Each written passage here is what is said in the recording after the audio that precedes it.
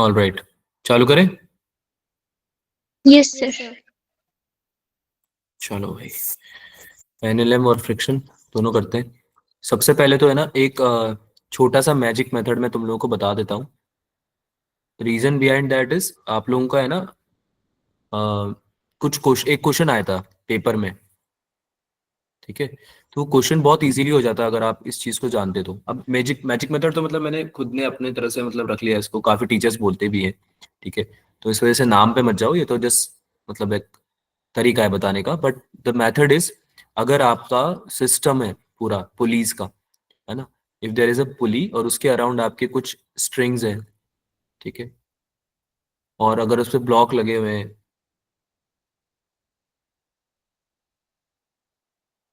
ठीक है, तो सिस्टम बन गया आपका पूरा बेसिकली, और ये सिस्टम आपका एक्सेलरेट कर रहा है। काफी ज्यादा सेंसिटिविटी हो रखी लगता है इसकी। ओके, अगर आपका पूरा सिस्टम एक्सेलरेट कर रहा है, तो आप उस एक्सेलरेशन को निकाल सकते हो helping force minus opposing force divided by mass of the system से, ठीक है। ये आपका एक फॉर्मूला है, बहुत इंपॉर्टेंट फॉर्मूला। मत समझो इसको, इसको एक तरह से आप एक मेथड समझ लो। इसमें होता क्या है बेटा, जैसे दो ब्लॉक्स हैं यहाँ पे, दिख रहा है सबको, M1 और M2, ये वाला एग्जांपल ले रहा हूँ मैं, ये वाला, यस सर। ठीक है। तो इसमें दो ब्लॉक्स हैं, M2 ब्लॉक है, M1 ब्लॉक है। अब डेफिनेटली इसमें से अगर दोनों का मास अलग है तो किसी का मास ज्यादा होगा, किसी का मास कम होगा। मानते हो बात ये, है ना। तो जैसे कि यस आप यहाँ पे सर। देख सकते हो, M2 is greater than M1 है इस केस में, ठीक है, यानी कि M2G M1G से बड़ा होगा। Yes sir. यस, बात में, अगर M2G M1G से बड़ा है तो M2G नीचे लेके जाएगा आपके सिस्टम को, जो पुली पे जो पूरा सिस्टम है आपका, उसको नीचे लेके ले जाएगा, है ना।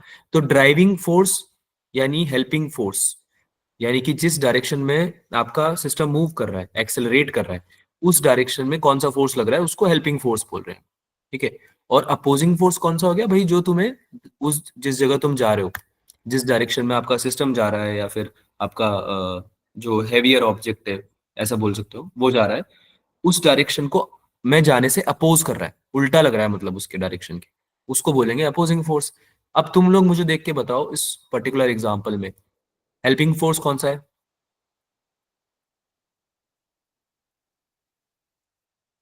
बता सकते हो क्या देख के?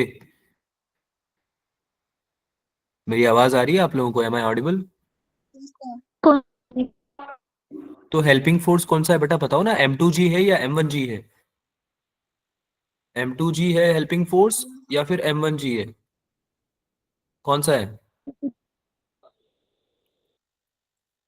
कौन सा फोर्स है जो कि आपके मोशन के डायरेक्शन को, एक्सेलरेशन के डायरेक्शन को हेल्प कर रहा है? समझ में आ रहा है किसी को कुछ?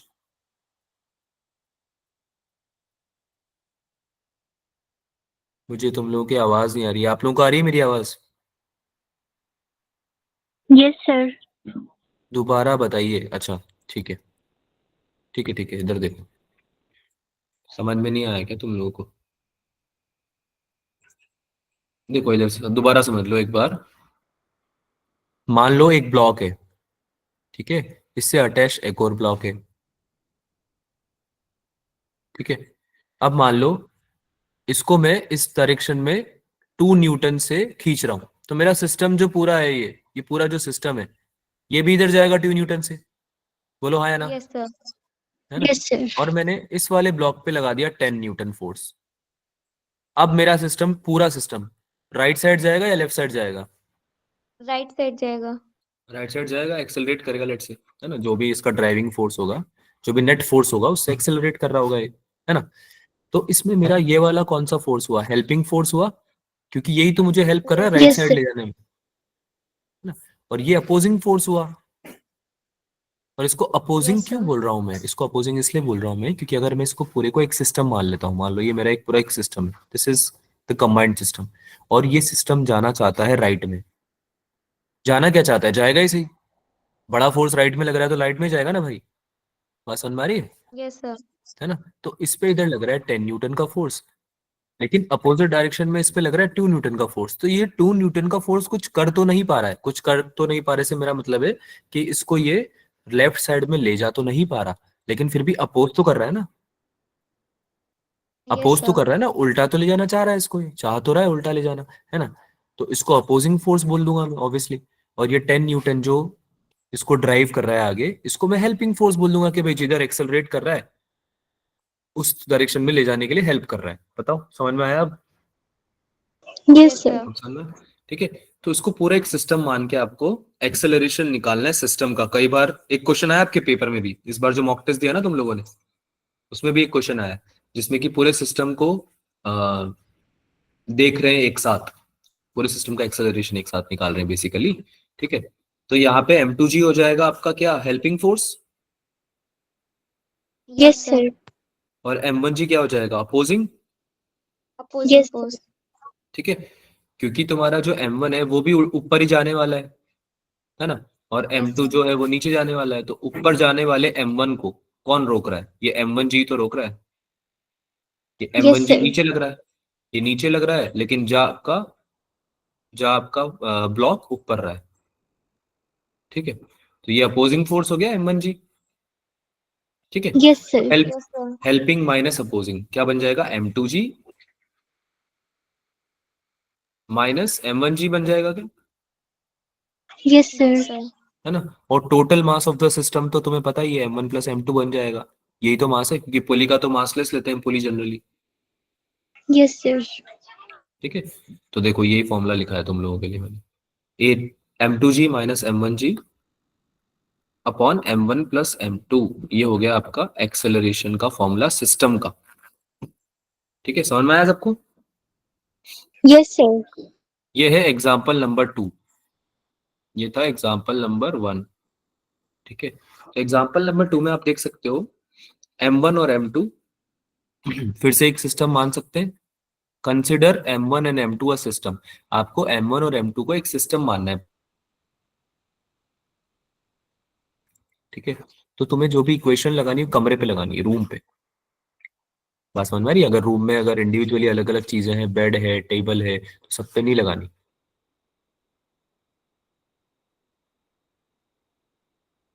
देखना है कमरा कहाँ जा रहा है पूरा। तो जब M1 और M2 को मैं एक सिस्टम मान लूंगा, तो M1 और M2 को मैं इंडिविजुअली ट्रीट नहीं करूंगा, उसको मैं एज ए सिस्टम, एक बॉडी की तरह ट्रीट करूंगा, एक ऑब्जेक्ट की तरह। क्या ये बात समझ में आती है सबको? Yes sir. ठीक है। तो M1 और M2 को एक सिस्टम मान के उसका नेट या टोटल एक्सेलरेशन आप निकाल सकते हो उस मेथड से। तो सेम तरीके से यहाँ पे आ जाएगा। अब जैसे कि ये जो एग्जांपल नंबर 2 है, इसमें केवल M2G ही है जो फोर्स।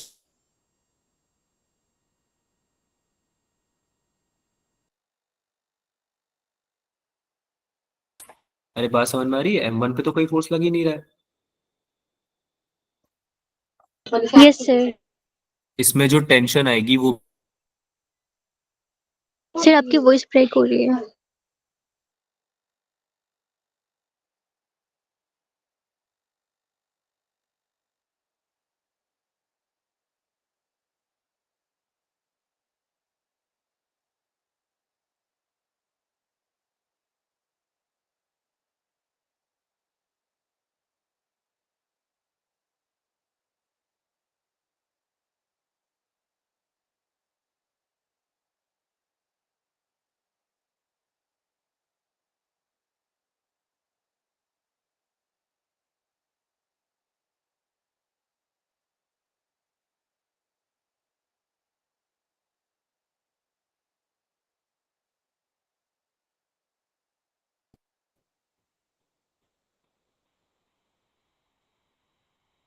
यार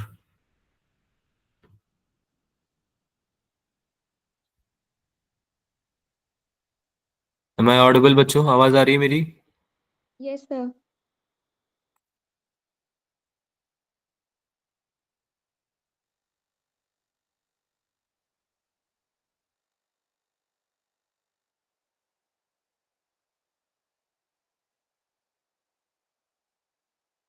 अभी बताओ, अभी आवाज आ रही है? Yes sir. Yes sir. ठीक है, स्क्रीन को फिर से ले आते हैं। क्या बात कर रहे थे हम लोग? हाँ बेटा, वो बीच में इंटरनेट चला गया था आई गेस, इसलिए नहीं आ रही होगी। अभी बताओ, अभी आ रही है आवाज? ऑडियो वीडियो क्लियर है? Yes sir. और स्क्रीन विजिबल है क्या? Yes sir. Visit. Yes sir. ठीक है, कूल। चलो इधर ध्यान दो सब लोग फिर से। तो हम लोग बात कर रहे थे इस एग्जाम्पल 2 की, इसमें फ्रिक्शन नहीं है। आप ये बोल सकते हो कि सर ये M1 जो ब्लॉक है, इस पे सर M1G भी तो लग रहा होगा ना नीचे, बोलो। बोल सकते हो या नहीं बोल सकते? अरे किसी के दिमाग में आई ये चीज कि सर M1 ब्लॉक पे M1G भी तो लग रहा है सर?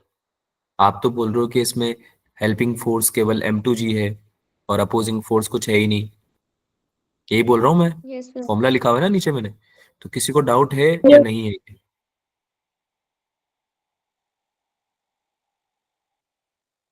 पर अरे सर यहाँ डाउट है पे या एम नहीं है? होगा।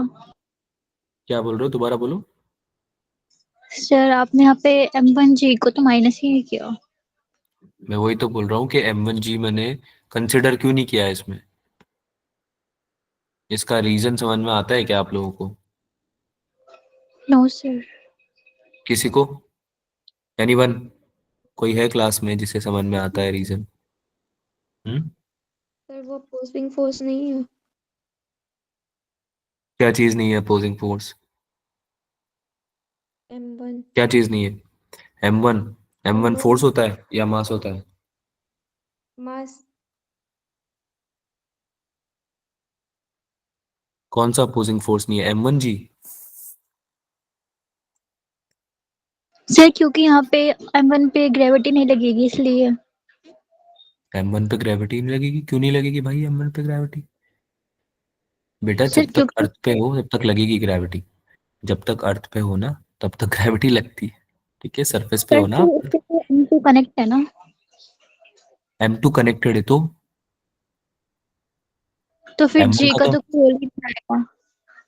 बेटा M1 तो अलग मास है ना। वो तो ऑब्जेक्ट ही अलग है। तो उस पे तो ऑब्वियसली उस पे भी लगेगी ना। उस पे भी ग्रेविटेशनल फोर्स तो लगेगा ही सही। अरे कोई भी ऑब्जेक्ट जिसका कोई मास होता है ना, समझ रहे हो, यस कोई सर। भी ऑब्जेक्ट सर जिसका कोई मास क्योंकि होता है। फ्रिक्शन। आगे बोलो। सर क्योंकि ये फ्रिक्शनलेस है ये सरफेस। हाँ ये है reason main. This is the main reason. Yes sir. ठीक है, the surface is frictionless. Smooth है भाई वो। जब तक तुम्हारा सरफेस ही तुम्हें नॉर्मल रिएक्शन प्रोवाइड नहीं कर रहा है, जो आपका सरफेस है, मतलब नॉर्मल रिएक्शन, सॉरी, जो सरफेस है आपका वही आपको फोर्स प्रोवाइड नहीं कर रहा है, अपोजिंग फोर्स, तब तक M1 पे कौन सा फोर्स लग रहा है जो अपोज करने वाला है? कोई फोर्स नहीं लग रहा। M1 मस्त नीचे आएगा M2 के साथ में। Yes sir. बताओ। Yes sir. कौन रोक रहा है यार M1 को? रोक कौन रहा है? एक ही चीज है जो रोक सकती है, फ्रिक्शन। और अगर अभी अभी पढ़ेंगे हम, ऑल्दो अभी हम पढ़ेंगे, लेकिन ये बात शायद आप लोगों को याद आ रही होगी कि अगर M मास होता है, अगर M मास होता है तो हम उस पे फ्रिक्शन लगा जो निकालते हैं। जैसे मान लो मैं M मास आगे जाना चाह रहा है और इसे फ्रिक्शन लग रहा है पीछे की तरफ। तो ये जो फ्रिक्शनल फोर्स होता है ना, इसका फॉर्मूला होता है म्यू S/N। यानी कि इस पे जो नॉर्मल रिएक्शन लग रही है उसको तुम मल्टीप्लाई करते हो इसके कोफिशिएंट ऑफ फ्रिक्शन से, सरफेस के।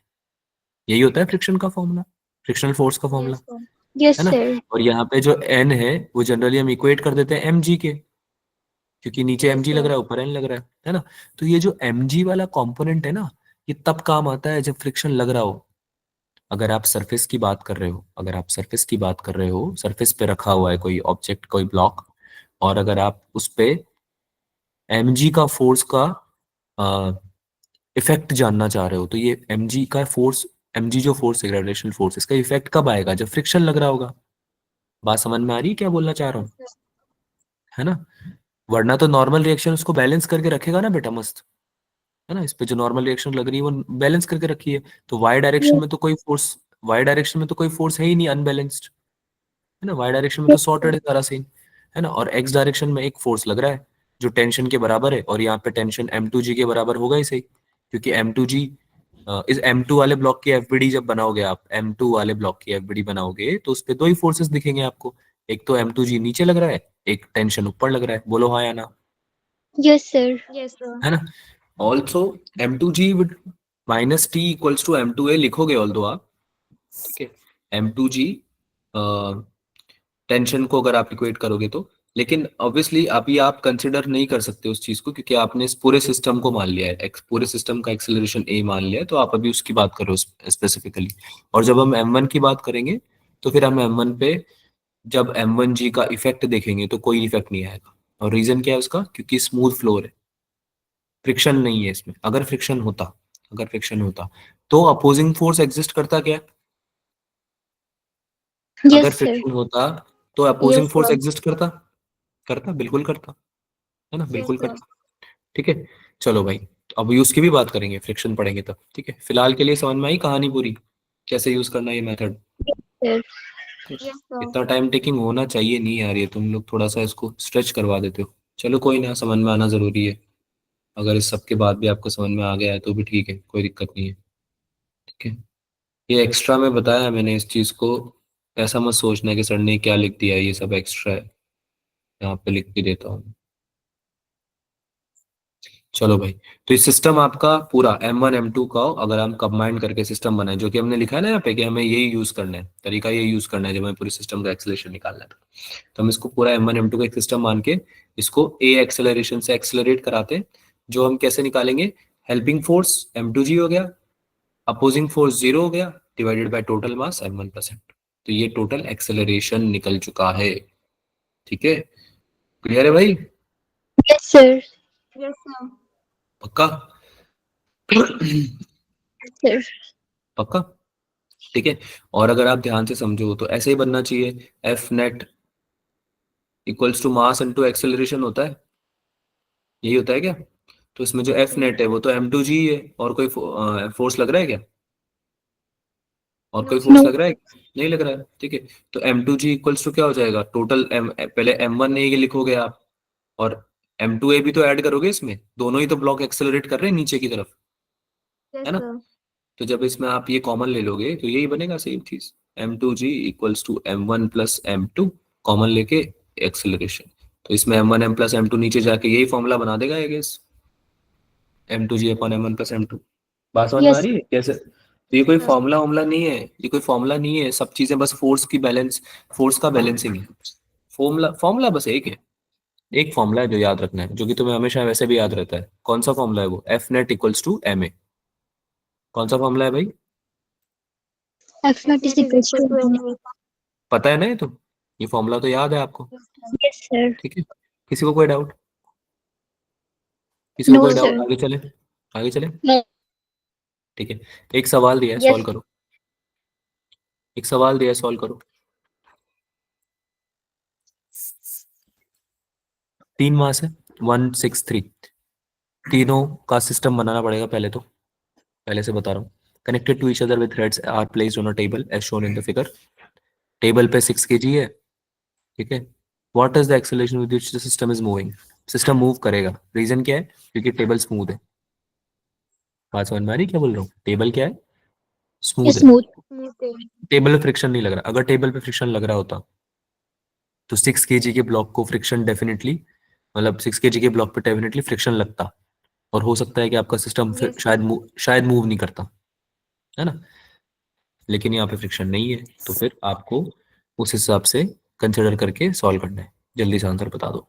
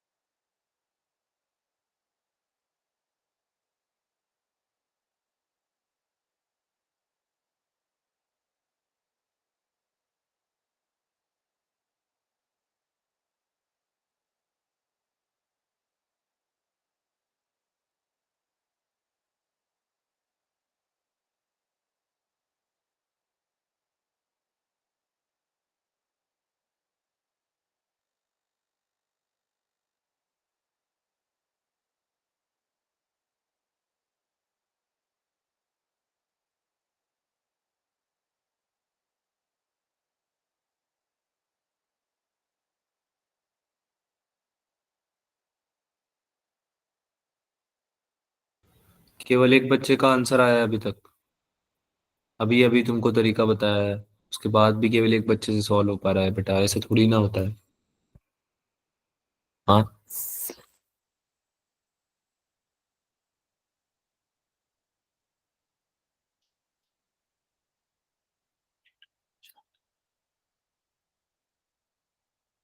जल्दी से बताओ।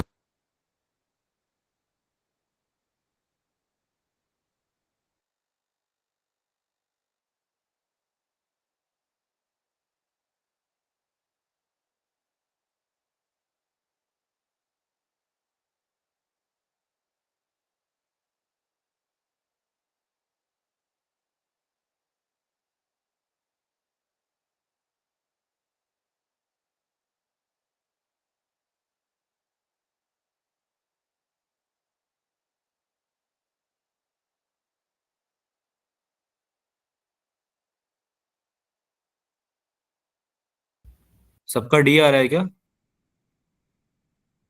डिम्पल का सी आ रहा है? करें, डिस्कस करें? Yes yes sir. Sir. Discuss करें या टाइम जिया? मेरे ख्याल से हो गया, इतना ही ठीक है ना? एक क्वेश्चन को यस बहुत सर। ज़्यादा टाइम हम देना भी नहीं चाहिए। हम बिल्कुल लिमिटेड टाइम देंगे आगे से। 30 सेकेंड से 40 सेकेंड्स में दूंगा तुम्हें हर क्वेश्चन के लिए। अगर कोई क्वेश्चन बड़ा हुआ तो ठीक है, थोड़ा टाइम ज़्यादा दे देंगे। ठीक है, otherwise not more than this. ठीक है भाई, चलो। अब मुझे जल्दी से बताओ कि इसमें कौन कौन से फोर्सेस इन्वॉल्व हैं। 1 kg और 3 kg। 1 kg और 3 kg, वेरी गुड, क्योंकि स्मूथ है surface. Yes surface sir. Smooth है। ठीक है, अगर सरफेस स्मूथ है तो तुम्हारा जो ब्लॉक है, जो तुम्हारा ब्लॉक है, वो मस्त मूव करेगा। तो कौन ड्राइव करेगा? कौन ड्राइव करेगा? Yes sir. अरे ड्राइव कौन करेगा? यस सर क्या? ड्राइव कौन करेगा? ड्राइव मतलब हेल्पिंग फोर्स कौन सा बनेगा? अरे यार, इस पे जब तुम एफबीडी हेल्पिंग बनाओगे। For 3 kg sir. हाँ, ये 3G आएगा, ये नीचे की तरफ वन यस जी यस सर। सर। आएगा। Opposing force. Yes sir. और इस पर टेंशन आएगी, एक ही स्ट्रिंग है तो ये टेंशन के एक्शन रिएक्शन फोर्स बन जाएंगे। Yes sir. Yes sir. ठीक है, इस पर टेंशन आ जाएगी ऐसे। ठीक है, तो टेंशन तो बैलेंस आउट हो जाएगी आई गेस। एक ही स्ट्रिंग है ना? Yes tense sir. टेंशन तो बैलेंस आउट हो जाएगी। और इसका एक्सेलरेशन जो है पूरे सिस्टम को अगर मैं कंसिडर करूं, तो सिंस 3 kg एक बड़ा ब्लॉक है, इसका पूरे का एक्सेलरेशन ये नीचे की तरफ जा रहा होगा ए एक्सेलरेशन से। बोलो हाँ या ना? Yes sir. Yes sir. और अभी अभी तुम्हें सिखाया है कैसे निकालते हैं हेल्पिंग फोर्स। ठीक है, क्या हो जाएगा भाई? 3 × 10 -1 × 10 opposing force, helping minus opposing, yes sir. है ना? और डिवाइडेड बाय टोटल मास। तो 1 + 6 + 3 आएगा क्या? अरे हाँ या ना यस बोलो। सर। ठीक है, यस सर। तो कितना आएगा ये? 20/10। Yes sir. Two C option. 2 m/s²। That is your right answer. अब इसमें क्या डाउट है बताओ? कैसे गलत हो गया ये आप लोगों से? क्यों गलत हुआ है पहले तो ये बताओ। सर मैंने 1 kg वाले को माइनस नहीं किया। 1 kg वाले को माइनस नहीं किया? अच्छा, वो अपोजिंग फोर्स आपने कंसिडर नहीं किया है? Yes sir. क्यों, रीजन क्या था उसका? क्यों कंसिडर नहीं किया? सर मुझे लगा कि बस वो जो 3 kg ना उस पे वो फोर्स आएगा तो इसीलिए। देखो समझो, सब लोग, तुम में से काफी लोगों ने डी आंसर किया है, मेरे ख्याल से सबने ही कंसिडर नहीं किया होगा शायद 1 kg वाले को। जितने लोगों ने डी आंसर किया है उन्होंने नहीं किया था ना कंसिडर 1 kg वाले को। तो यस आप सर। लोग सब लोग आप ये बात सुन लीजिए, समझ लीजिए। सिंस आपका 1 kg वाला ब्लॉक भी एक्सेलरेट करने वाला है ए से ऊपर की तरफ, यस सर। Yes sir. जाएगा ना जब।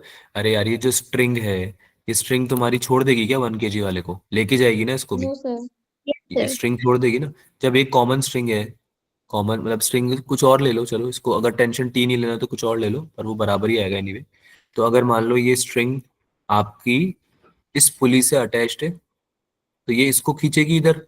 और ये 6 kg वाला ब्लॉक इसको खींचेगा 1 kg वाले को ऊपर। और ये भी एक्सेलरेट करेगा। तो अगर मैं पूरे इसको सिस्टम मान लेता हूँ, अगर मैं पूरे को सिस्टम मान लेता हूँ, तो मेरे को दोनों फोर्सेस देखने पड़ेंगे ना बेटा।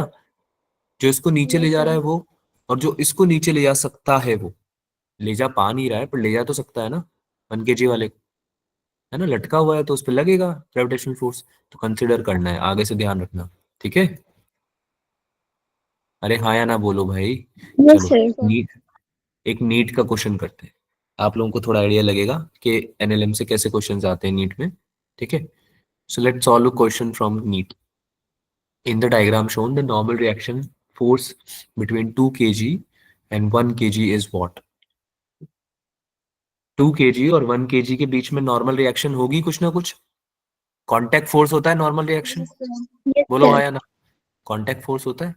तो अगर दो सरफेसेस कांटेक्ट में है तो उनके बीच में नॉर्मल फोर्स नॉर्मल रिएक्शन लगनी चाहिए।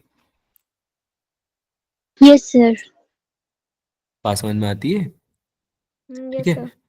हाँ, तो वो आपको कैलकुलेट करके बतानी है कि उसका आंसर कितना आएगा। करो भाई करो।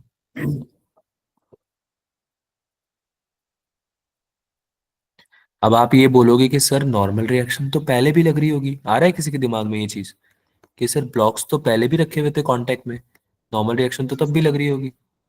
नहीं आ रहा ना किसी के दिमाग में ये?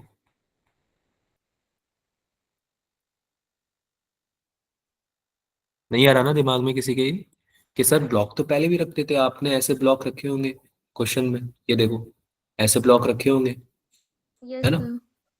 तो नॉर्मल रिएक्शन तो आपने बोला था सर ऐसे लगती है, ये है नॉर्मल रिएक्शन, तो ये N1 हो गया सर, इसको N2 मान लो, कुछ कुछ और मान लो, लेकिन ऐसे बोला था। अभी आप बोल रहे हो सर कि ये जो दो ब्लॉक हैं इनके बीच में जो ये वाली नॉर्मल रिएक्शन है, ये वाली, ये कैलकुलेट करनी है। बात समझ में आ रही है क्या बोल रहा हूँ? Yes, sir. तो ऐसा कैसे हो गया, कोई समझाएगा मुझे? ऐसा कैसे हो गया, पहले मैंने क्यों नहीं कंसिडर करी ये वाली नॉर्मल रिएक्शन? कांटेक्ट में केवल बेटा सरफेस से थोड़ी है, आपस में अगर एक दूसरे से भी कांटेक्ट में है तो नॉर्मल रिएक्शन तो उस उनके बीच में भी एग्जिस्ट करेगी, नहीं सर करेगी? नॉर्मल तो परपेंडिकुलर लगती है ना? हाँ, परपेंडिकुलर टू सरफेस लगती है, परपेंडिकुलर टू सरफेस लगती है। तो अगर जब आप इसको इंक्लाइन ही कर दोगे, जब आप इसको इंक्लाइन कर दोगे तब आएगा ना उसका इफेक्ट तो, वरना तो बैलेंस आउट रहेगी वो तो। अगर हॉरिजॉन्टल डायरेक्शन में, मान लो हॉरिजॉन्टल डायरेक्शन में कोई फोर्स एग्जिस्ट नहीं करेगा अगर, तो बैलेंस आउट रहेगा ना, नॉर्मल रिएक्शन दोनों लगेगा तो सही पर बैलेंस रहेगा। बात समझ में आ रही है, Yes, डिफरेंस sir. समझ में आ रहा है ना। अब जब तुमने उसको टिल्ट कर दिया सरफेस को, तो ब्लॉक नीचे जाना चाहते हैं, जब ब्लॉक नीचे जाना चाहते हैं तो उनके फोर्सेस में चेंज आएंगे, कोई ना कोई एग्जिस्ट करेगा फोर्स एक्स डायरेक्शन में भी, ठीक है। तो कोई ना कोई नॉर्मल रिएक्शन भी लग रही होगी। बात समझ में आ रही है, Yes, sir. ठीक है। चलो, सबसे पहले आप कैसे सॉल्व करोगे इसको? सबसे पहले तो आप एफबीडी बनाओ। अरे क्या बनाओगे सबसे पहले? FPT. एफबीडी बनाओ, किस पे बनाओगे? 2 kg और 1 kg वाले पे। 1 kg or 2 kg? बिल्कुल। पहले तो आप इनको सिस्टम मानोगे ताकि आप एक्सेलरेशन निकाल सको। 2 kg और 1 kg पे एफबीडी बनाने जा रहे हो ना आप लोग, उसके पहले एक्सेलरेशन तो निकालोगे ना उसका। एक बात तो सबको समझ में आ रही होगी, कैसे ये सारा Yes, जो sir. सिस्टम है, ये जो सारा सिस्टम है ये नीचे जाने वाला है, या तो ऊपर जाएगा या नीचे जाएगा, कहीं तो जाएगा ना। Yes, sir. Yes, sir. नहीं जाएगा क्या? जाएगा सर। जाएगा, बिल्कुल जाएगा, ठीक है। तो इसको जहां भी ले जाना है उस डायरेक्शन में आप अपना एक्सेलरेशन निकालो, तब जाके आप आगे रिएक्शंस लिख पाओगे। F net equal to M into A जब लिखने जाओगे, मास इंटू एक्सेलरेशन जब लिखोगे एफ नेट निकाल के, या फिर किसी एक ब्लॉक पे भी अगर लिखोगे F equal to M A, तो ए तो चाहिए रहेगा ना उसके लिए, Yes, sir. एक्सेलरेशन। तो वो निकालो पहले। Yes, sir. चलो चालू, चालू हो जाओ, चालू हो जाओ।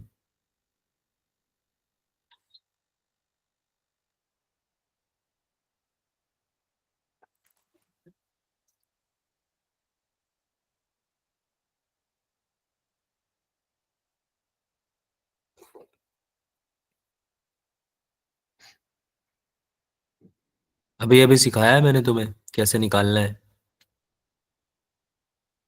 अगर भूले नहीं हो तो।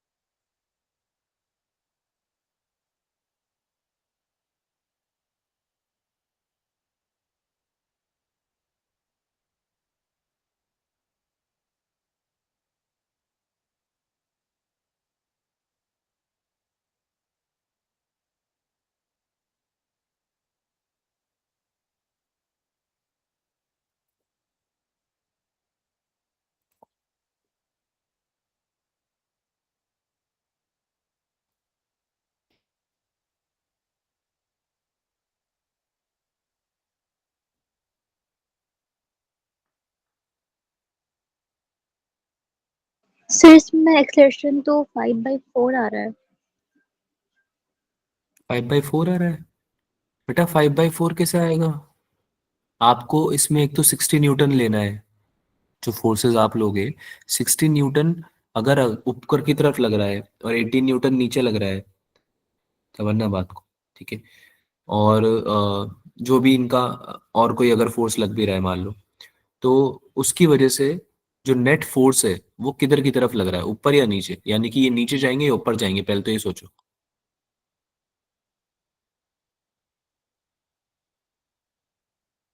ऊपर। नीचे में आया बेटा, जो एफ लग रहा है, F2 F1 कुछ भी बोल लो, इसको F1 ही सर बोल लो, लेट्स नीचे से 60 जाएंगे। न्यूटन को 60 नीचे जाएंगे। नीचे क्यों जाएंगे? नीचे क्यों जाएंगे? वाई नीचे? नो सर, ऊपर ही जाएंगे 60 न्यूटन। हम्म ऊपर ऊपर जाएंगे तो ऊपर क्यों जाएंगे, नीचे जाएंगे तो नीचे क्यों जाएंगे? रीजन बताना सर पड़ेगा ना क्योंकि बेटा। 60 न्यूटन वाला फोर्स बड़ा है ना, तो वो ऊपर की तरफ लेकर जाएगा। बिल्कुल। और 18 न्यूटन वाला नीचे लेके आएगा। Yes sir. हम्म इसके अलावा और कुछ?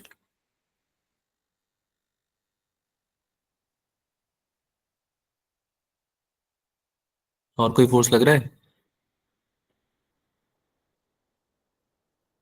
ग्रेविटेशनल फोर्स भी तो लग रहा है। बेटा 3 2 5 और 5 और एक 6, तो 6 टोटल 6 kg हो गया, यस यानी 60 न्यूटन हो गया। तो 60 न्यूटन जो mg है, उसका एक कंपोनेंट इस डायरेक्शन में भी तो आएगा।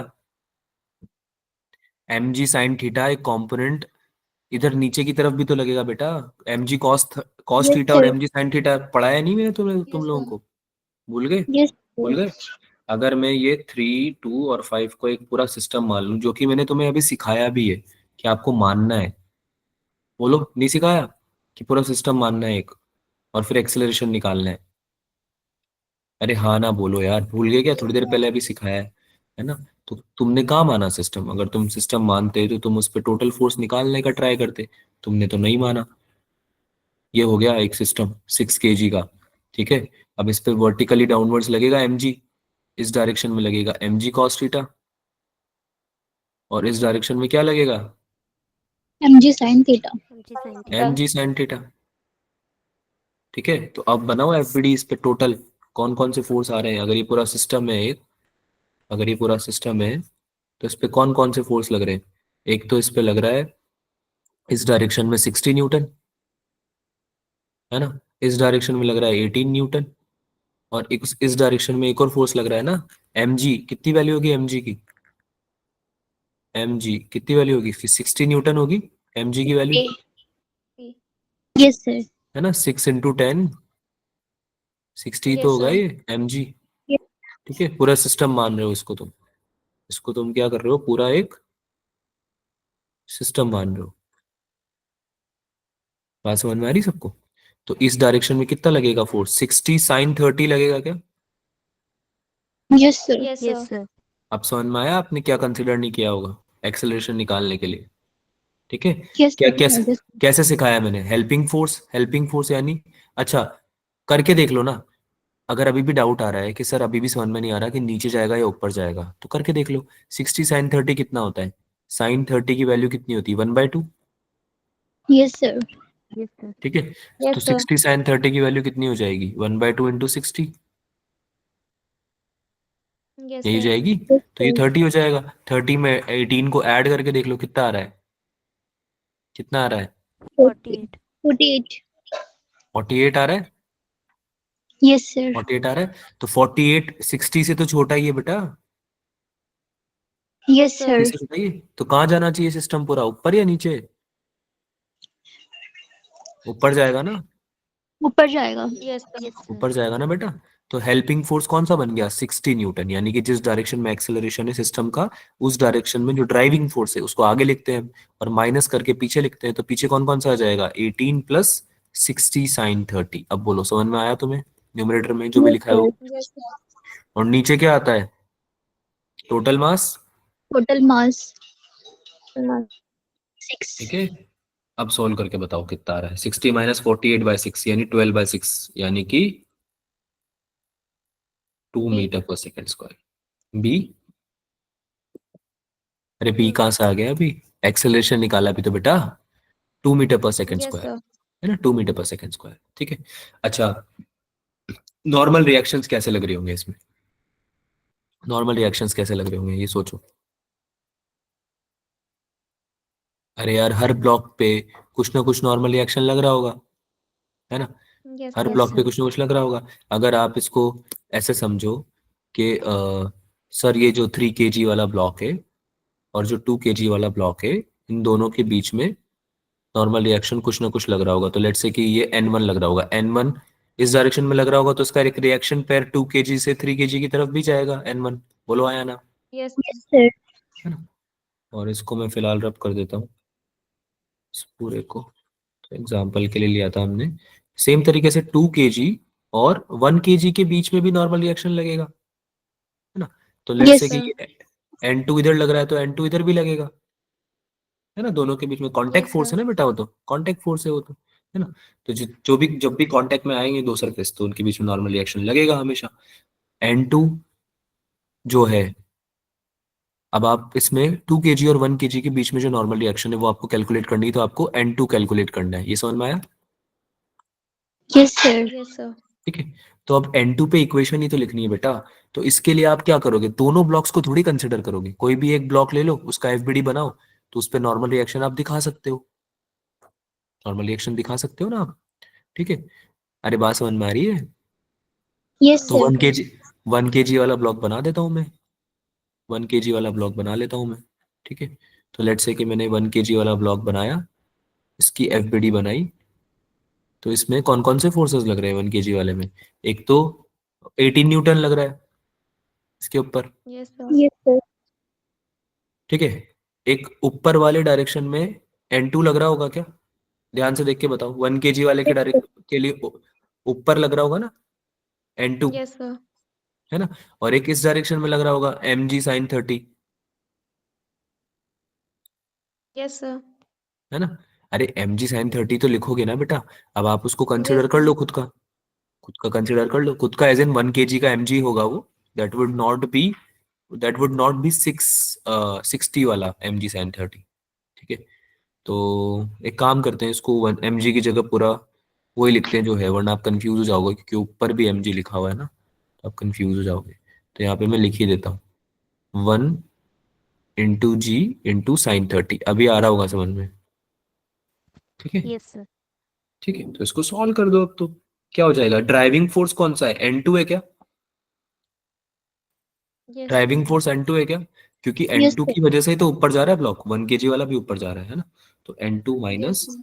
कितना आएगा, 18 माइनस 1 × g कितना हुआ, 10, 10 × 1/2, 5, है ना। और क्या होता है, F इक्वल्स टू ma होता है क्या, यस यस सर। सर। है ना। और पूरा सिस्टम ऊपर एक्सेलरेशन किससे आ रहा था, 2 मीटर पर सेकेंड स्क्वायर से, अभी अभी निकाला तुमने। Yes sir. ठीक है। तो 1 × 2 आ जाएगा। तो N2 की वैल्यू कितनी आ जाएगी, 2 + 5 + 18, कितना आया ये, 25 न्यूटन। 25। 25 न्यूटन। 25 न्यूटन।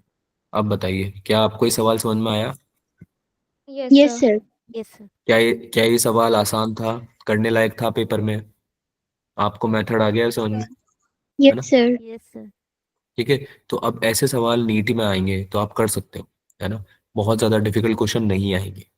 फ्रिक्शन पढ़ने के बाद भी जो क्वेश्चन फ्रिक्शन जोड़ के भी आएंगे ना एनएलएम में, एनएलएम जनरली क्या है, दोनों साथ में आते हैं। ऐसा कुछ नहीं, ये देखो ये क्वेश्चन आ गया जैसे, इसमें फ्रिक्शन की जरूरत नहीं थी, क्योंकि उसने किस्मत से दे दिया कि चलो ठीक है सरफेस जो है वो स्मूथ ले लो, तुम फ्रिक्शन मत मानो। ठीक है। लेकिन जनरली ऐसा नहीं होता है, आपको क्वेश्चन दे रहा है तो वो भी चाहता है कि फ्रिक्शन इंक्लूड कर दे, है ना। वो क्यों हटाना चाहेगा फ्रिक्शन? सिलेबस ऐसा थोड़ी, सिलेबस से हट गया है फ्रिक्शन, सिलेबस है। समझो ना बात को, क्या बोलना चाह रहा हूँ मैं। सरफेस पे फ्रिक्शन क्यों हटाना चाहेगा वो? अगर सरफेस पे फ्रिक्शन रखता है वो, तो उससे क्वेश्चन डिफिकल्टी तो होगा थोड़ा सा, आपको एक फोर्स और कंसिडर करना पड़ेगा अपने इक्वेशंस में, यस सर। है ना। तो जनरली फ्रिक्शन के साथ मिलके आते हैं क्वेश्चन, बट ऐसे भी आ सकते हैं। ठीक है। पर आइदर केस में तुम लोगों को सॉल्व करना है। ठीक है। तो फ्रिक्शन भी अभी पढ़ाऊंगा मैं, उसको भी ढंग से समझ लेना। ताकि जब दोनों मिक्स होके क्वेश्चंस आएंगे तो वो भी आप कर पाओ। ठीक है, चलो भाई। लाइफ में आगे चढ़ते हैं और फ्रिक्शन की बात करते हैं, है ना। तो ये बैकग्राउंड जो है फ्रिक्शन का, ये क्यों लगा रखा है मैंने, कोई बताना चाहेगा? क्योंकि इसमें डेफिनेशन भी छुपी हुई है फ्रिक्शन की, बताओ क्यों लगा रखा है ये बैकग्राउंड मैंने। माउंटेन क्लाइम कर रहा है एक कोई मैन। हम्म। सर इनके पीछे फ्रिक्शन लग रहा है ना, तभी तो ये ऊपर चढ़ पा रहे हैं। बहुत बढ़िया। तो होगा होगा क्या, मतलब हम क्या बोलना चाहेंगे, क्या बोलेंगे हम फ्रिक्शन का डेफिनेशन भी अगर हम बात करें, मतलब कि अगर उसको स्टार्ट भी करना चाहें तो क्या बोल के स्टार्ट करेंगे? क्या होता है फ्रिक्शन? अपोजिंग फोर्स, ठीक है, ओके। Anything else?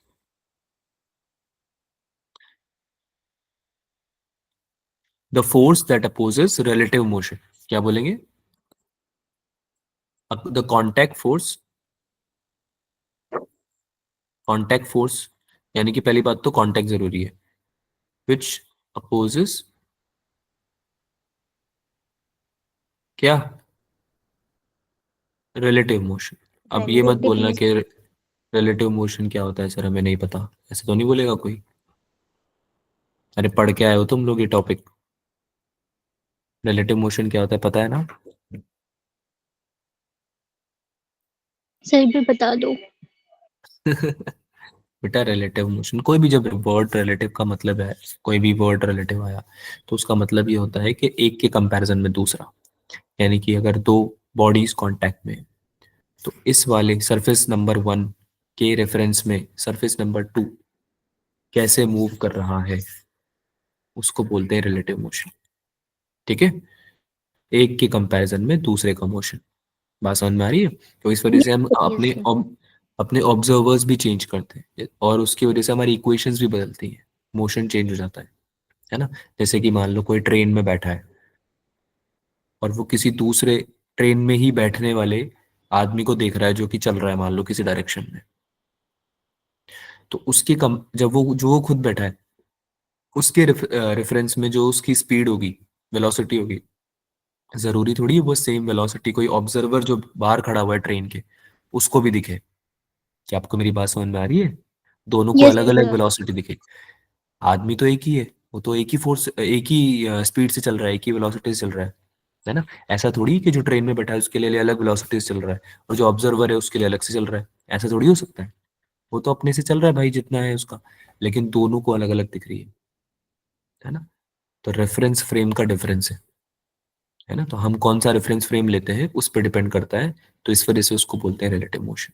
बात समझ में आती है? यस ठीक, सर। चलो। Yes sir. तो फ्रिक्शन के लिए हम रिलेटिव मोशन वर्ड इसलिए यूज करते हैं बेटा, क्योंकि सिंस ये कांटेक्ट फोर्स है, आपको ये देखना पड़ेगा, आपको ये देखना पड़ेगा कि अगर कोई ऑब्जेक्ट मूव कर रहा है तो वो दूसरे के कंपैरिजन में कितना मूव कर रहा है।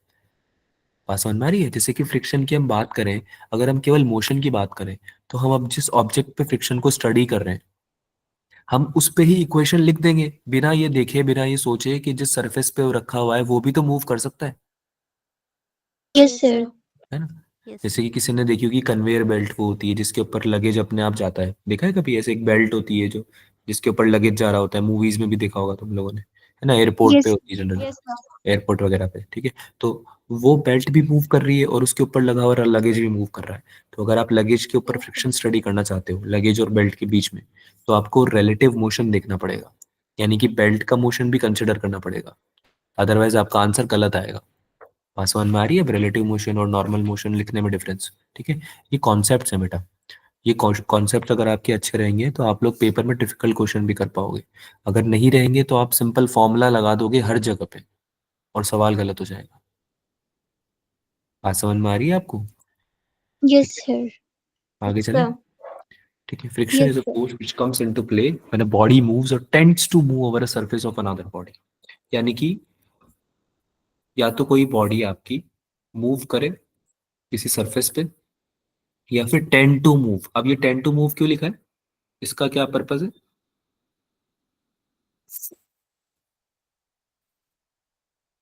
What is the purpose of this word, this phrase? क्यों लिखा है भाई साहब हमने ये?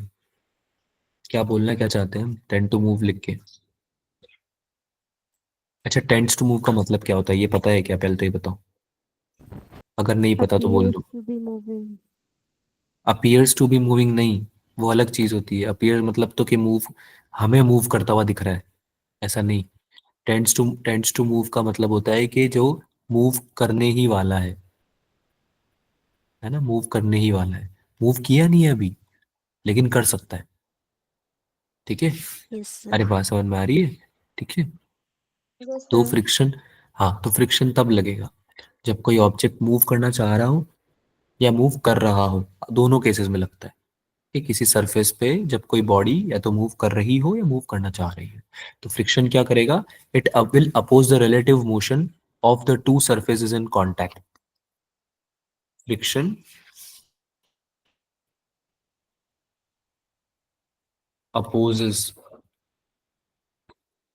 बहुत इंपॉर्टेंट लाइन है ये, the relative motion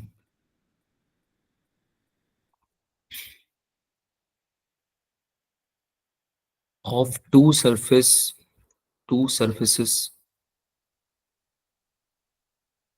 in contact.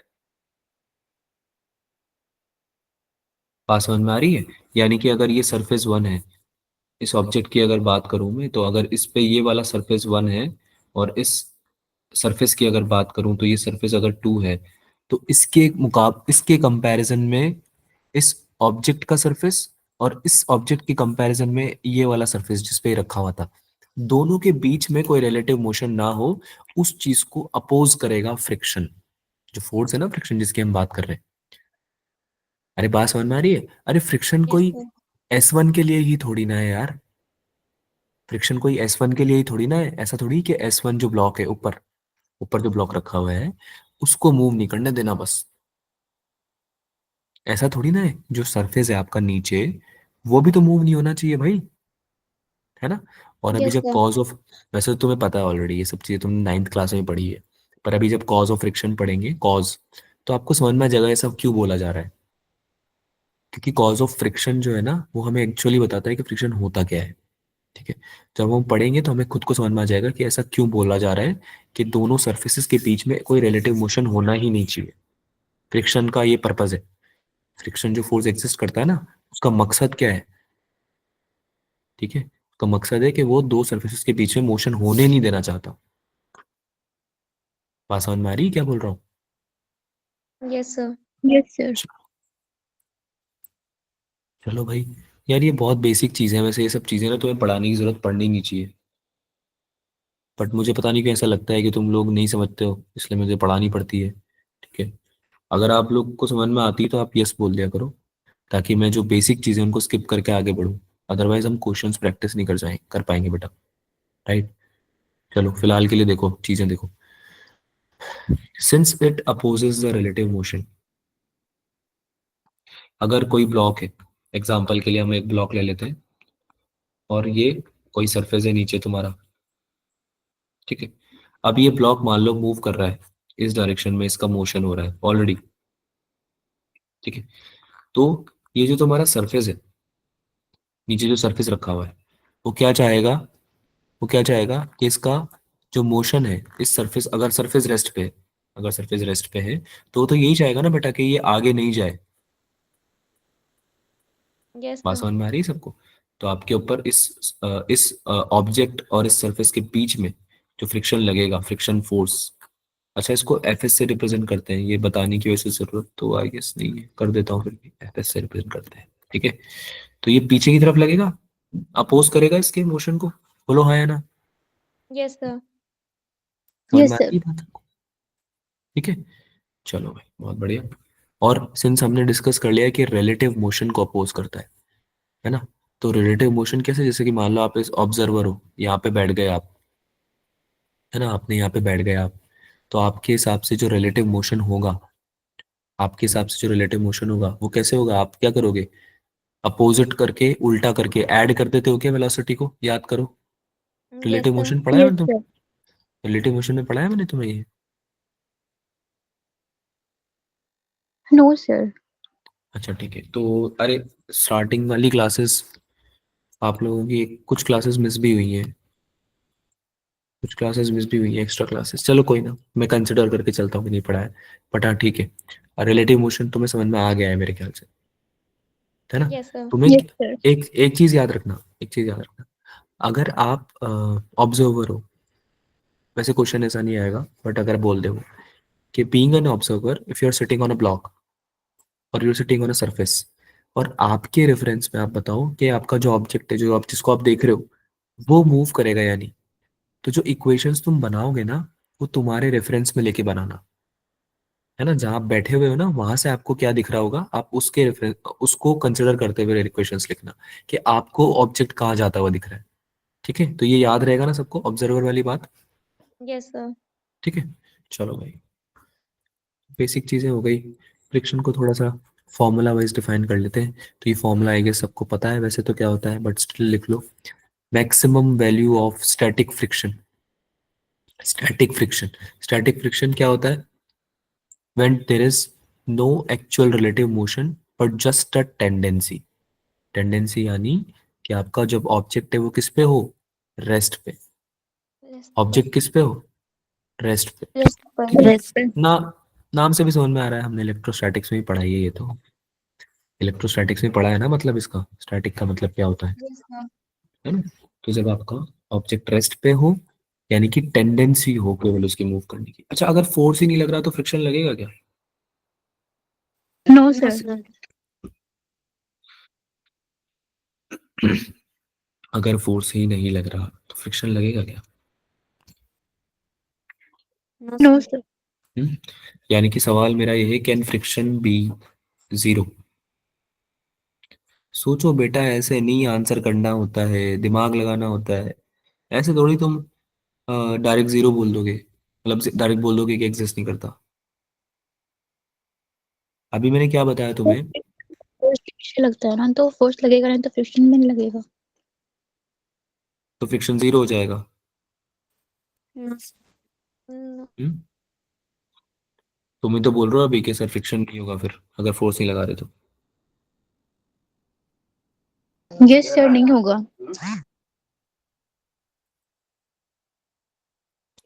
It can be zero.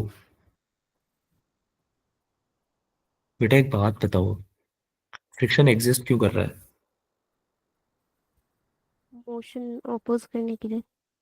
हाँ, ताकि रेजिस्ट कर सके, रिलेटिव मोशन को रेजिस्ट कर सके, अपोज कर सके। तो टेंडेंसी तो हमेशा रहेगी ना। कोई भी यस सर। ऑब्जेक्ट है, यस सर। कोई भी ऑब्जेक्ट है, वो आगे तो जाने की टेंडेंसी, टेंडेंसी क्या होती है? टेंडेंसी मतलब जा सकता है, टेंडेंसी मतलब जा सकता है। तो उसको तो हमेशा अपोज करने के लिए कुछ ना कुछ तो पकड़ बना के रखनी पड़ेगी उसको।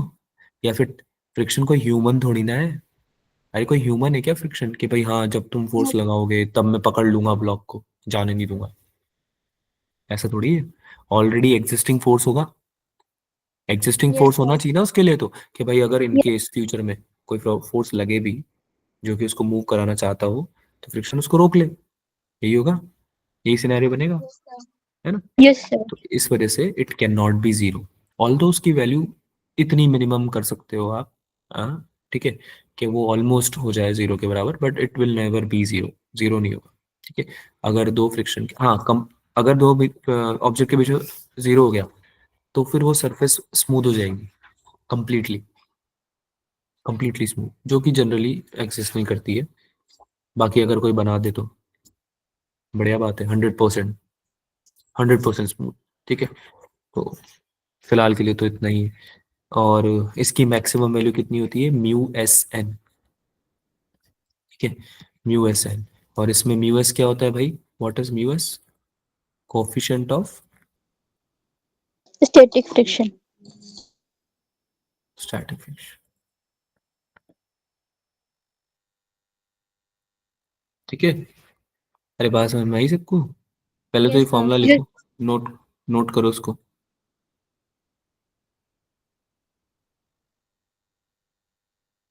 कर लिया सर।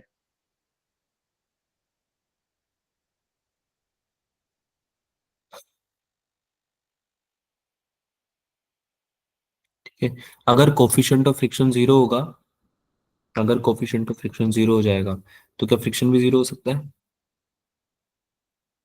Yes sir. ठीक है। अच्छा, अगर मैं बोल रहा हूँ कि कोफिशिएंट ऑफ फ्रिक्शन की वैल्यू 1 है तो इसका मतलब क्या होगा? फ्रिक्शन मैक्सिमम हो जाएगा। अगर म्यू एस की वैल्यू 1 आ गई तो इसका मतलब क्या होगा? फ्रिक्शन मैक्सिमम हो जाएगा। तो क्या फ्रिक्शन बड़ा नहीं हो सकता है गैस से? पहली बात तो इसका मतलब क्या है ये बताना है तुम्हें। इसका मतलब ये है कि सर जो फ्रिक्शन होगा वो नॉर्मल फोर्स के बराबर हो जाएगा। यही होगा? Yes sir. Yes sir. ये है ना? तो मैं ये पूछ रहा हूँ कि क्या फ्रिक्शन नॉर्मल फोर्स से बड़ा नहीं हो सकता क्या? यस सर, हो सकता है। हो सकता है। ठीक है, जनरली नहीं होता। जनरली 0 से 1 के बीच में एग्जिस्ट करता है। जनरली 0 से 1 के बीच में एग्जिस्ट करता है। म्यू एस की वैल्यू बता रहा हूँ। ठीक है, लेकिन हो सकता है। अगर कोई बोले ना कि चाहे चांसेस है क्या, तो द आंसर इज यस। ठीक है, चलो भाई एक छोटा सा एग्जाम्पल लेके देख लेते हैं। ये जो आपका मास एम है, ये आगे मोशन कर रहा है आगे की डायरेक्शन में, तो उसमें ऊपर की तरफ तो नॉर्मल फोर्स लगेगा, नॉर्मल रिएक्शन, है ना? नीचे लगेगा एम जी, और पीछे की डायरेक्शन में लगेगा क्या? फ्रिक्शन। ये तो रेस्ट पे है, सरफेस तो सरफेस तो रेस्ट पे है ना? यस अरे बात सर। बन रही है। ठीक है, यस सर। तो फ्रिक्शन लगेगा पीछे, yes sir. Yes right? Sir. और एफ फोर्स आगे लग रहा है आपका, इसी वजह से लगेगा आई गेस। बोलो हाँ या ना? Yes sir. Yes sir. ठीक है, चलो। तो स्टैटिक फ्रिक्शन जो हमने पढ़ा है अभी, उसकी रेंज समझते हैं कितनी हो सकती है। ठीक है, तो एन हो गया नॉर्मल रिएक्शन, म्यू एस हो गया coefficient of friction, static friction. ठीक है, तो आपको ये वाला पॉइंट अपनी बुक में नोटबुक में नोट करना है, बहुत इंपॉर्टेंट है। स्टैटिक फ्रिक्शन की वैल्यू 0 या 0 से बड़ी हो सकती है। ठीक है, 0 या 0 से बड़ी हो सकती है। आपको एक्सपेरिमेंटल वैल्यू ऑब्वियसली बड़ी रहेगी हमेशा, लेकिन आप लिखना चाहो तो आप इसको लिख सकते हो greater than equal to 0 and less than equal to mu S N, यानी कि जो म्यू एस एन है that would be the maximum value of static friction. क्या बोला मैंने? स्टैटिक फ्रिक्शन की मैक्सिमम वैल्यू कितनी है? न्यू एसन। म्यू एस है। तो यानी कि इससे छोटा भी हो सकता है। बात समझ में आ रही है आपको? Yes static sir. फ्रिक्शन हमेशा सेल्फ एडजस्टिंग होता है। क्या होता है? Self adjusting. अच्छा, चेंज कैसे होगा? चेंज कैसे होगा सर? आपने बोला सेल्फ एडजस्टिंग है, तो कैसे कर कैसे रहा है एडजस्ट? ये ऐसे एडजस्ट कर रहा है जैसे मान लो तुम्हारा यहाँ पे कोई ऑब्जेक्ट है। ठीक है, अब इसकी कुछ ना कुछ मैक्सिमम वैल्यू होगी। अगर ये आगे मूव करना चाह रहा है, मान लो यहाँ पे मैंने लगा दिया तुम्हारा 10 न्यूटन का फोर्स। ठीक है, तो इसकी कुछ ना कुछ वैल्यू होगी, mu S N, maximum value friction की, स्टैटिक फ्रिक्शन की, जो इसको रोकेगी, है ना? अच्छा, ये बात तो सबको पता है ना कि सर अगर आपने यहाँ पे एफ फोर्स लगाया है, अगर एफ फोर्स आपका greater than maximum friction, F S max से अगर बड़ा हो जाए तो ये मोशन स्टार्ट कर देगा। Yes sir. है ना? फ्रिक्शन को ओवरकम कर जाएगा तो मोशन स्टार्ट करेगा। नॉर्मल बात है। तो अगर ऊपर लग रहा है नॉर्मल रिएक्शन, नीचे लग रहा है एम जी, ठीक है, मास है इसका कुछ एम, तो म्यू एस एन इसकी हो गई maximum value, F S max की वैल्यू है म्यू एस एन। ठीक है, लेकिन जो स्टैटिक फ्रिक्शन है वो हमेशा मैक्सिमम क्यों लगेगा भाई? मैक्सिमम तो तब लगेगा ना जब जरूरत पड़ेगी। क्या ये बात क्लियर है यस सबको? सर। क्या ये बात क्लियर? Yes sir. ठीक है, तो जब जरूरत पड़ेगी तभी लगेगा, जब जरूरत नहीं पड़ेगी तो कम लगेगा। है ना? तो इसको हम बोलेंगे यस स्टैटिक सर। फ्रिक्शन का, इसलिए उसको हम बोलेंगे कि स्टैटिक फ्रिक्शन जो है वो सेल्फ एडजस्टिंग होता है। ठीक है, और अगर हम फ्रिक्शन और अप्लाइड फोर्स के बीच में ग्राफ बनाए, अच्छा डिपेंड अप्लाइड फोर्स पे करेगा क्या ये? Yes sir. ठीक यस है, सर। कि कितना लगेगा वो अप्लाइड फोर्स पे करेगा। अगर अप्लाइड फोर्स मान लो म्यूएसएन की वैल्यू है तुम्हारी 10 न्यूटन, म्यूएसएन की वैल्यू है, म्यूएसएन मतलब एफ एस मैक्स, है ना? यानी कि फ्रिक्शन टोटल पूरी ताकत लगा दे अगर अपनी, तो 10 न्यूटन का फोर्स आगे की डायरेक्शन में रोक सकता है। बोलो, समझ में आ रही बात क्या बोला मैंने? Yes sir. समझ में? अगर if any force wants to move the block, if any force wants to move the block in the right direction, और फ्रिक्शन लग रहा है लेफ्ट डायरेक्शन में, तो मैक्सिमम 10 न्यूटन का फोर्स वो रोक सकता है। अगर 10 तक लगाओगे तो ब्लॉक को मूव नहीं होने देगा। लेकिन अगर तुमने आगे 11 लगा दिया तो 1 न्यूटन से बढ़ गया आगे फोर्स, तो वो फिर मूव हो जाएगा, है ना? तो लेट्स से कि एफ एस मैक्स की वैल्यू है 10 न्यूटन, लेकिन मैं आगे लगा रहा हूँ 5 न्यूटन। आगे कितना लगा रहा हूँ मैं? 5 5। न्यूटन। 5 न्यूटन। 5 न्यूटन। तो क्या, सवाल सुनो, मेरा सवाल सुनो। ये फोर्स मैंने लगाया 5 newton, F equals to 5 newton. The question is, what is the value of static friction? क्या ये 10 न्यूटन है? What is the value of static friction? क्या ये वैल्यू 10 न्यूटन होगी? बताओ, जवाब दो। यस। अरे हाँ या ना बोल रहे हैं? हाँ होगी, ना नहीं होगी। हम्म, कोई बच्चा आंसर नहीं कर रहा है। तुम लोग क्या भाई क्या करने आते हो तुम लोग क्लास में? सर समझ नहीं आया। समझ में नहीं आया?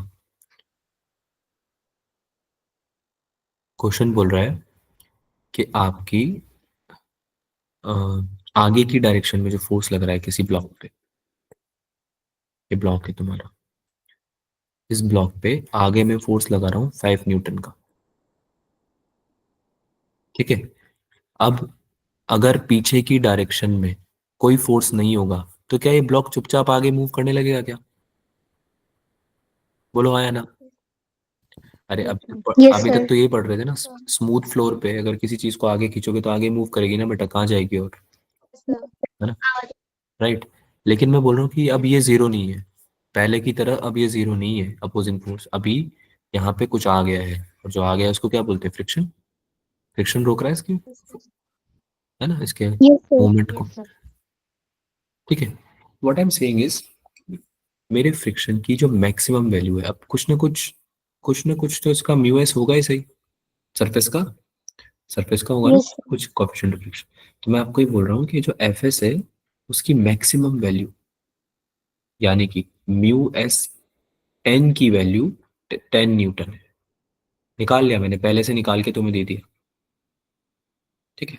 कुछ ना कुछ इसका मास होगा जिसको कि नॉर्मल रिएक्शन बैलेंस कर रही होगी एमजी को, तो मैंने वो सब कंसिडर करते हुए तुम्हें दे दी वैल्यू।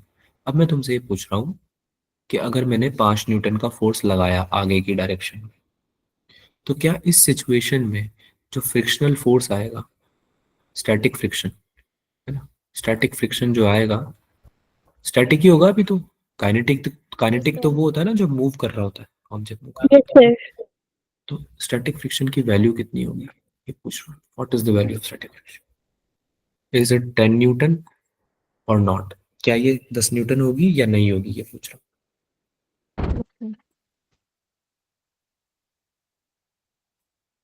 होगी सर। होगी। हूँ। कौन कौन बोल रहा है होगी, हाथ ऊपर करो।